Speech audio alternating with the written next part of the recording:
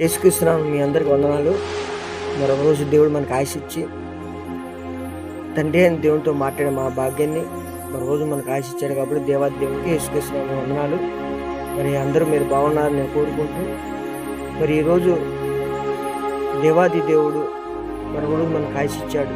ఆయుష్ ఇచ్చాడంటే మనం ఏం చేయాలి అని మనం గ్రహించాలి.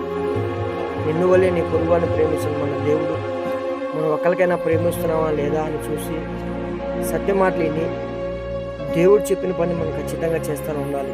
ఎందుకంటే మనం ఆయుష్కాలం ఎంత ఉందో మనకు తెలియని సమయాన్ని వృధాగా పోనీయకుండా ఒక్కరికైనా మనం స్వార్థ ప్రకటించి అగ్ని నుంచి లాగినట్టు ఒకళ్ళైనా లాగే భాగ్యం మన అందరికీ తెచ్చేసాడు దేవుడు. ఆ దేవాది దేవునికి యేసుక్రీస్తునామం వందనాలు. మరి సహోదరులు మీకు ఖాళీగా ఉండకుండా ఒక్కరికైనా స్వార్థ ప్రకటించండి. దేవుని గురించి ఒక్కరికైనా స్వార్థ ప్రకటించండి. సత్య మాటలు చెప్పండి.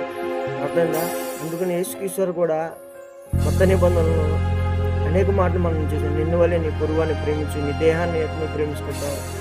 అర్థంగా మన దేహాన్ని మనం ఎట్లా ప్రేమించుకుంటున్నావు అట్లాగే మన సహోదరుని పట్ల కూడా మనం ప్రేమించి కలిగి ఉండాలి. ఆకలి లేని వాళ్ళకి ఆహారం పెట్టాలి, వస్త్రం లేని వాళ్ళకి వస్త్రం దయచేయాలి. కానీ ఎన్ని కార్యక్రమాలు మనం ఉండాలని దేవాదిని ఎప్పుడు ప్రార్థన చేసుకుంటూ మనం తినడం కాకుండా అనేక మందికి ఆహారం పెట్టేవాళ్ళు ఉండాలి. ఎందుకంటే ఆ కృతజ్ఞత కలిగి మనం ఉండాలి. దేవుడు మన రోజు మనకు ఆశ ఇచ్చాడు.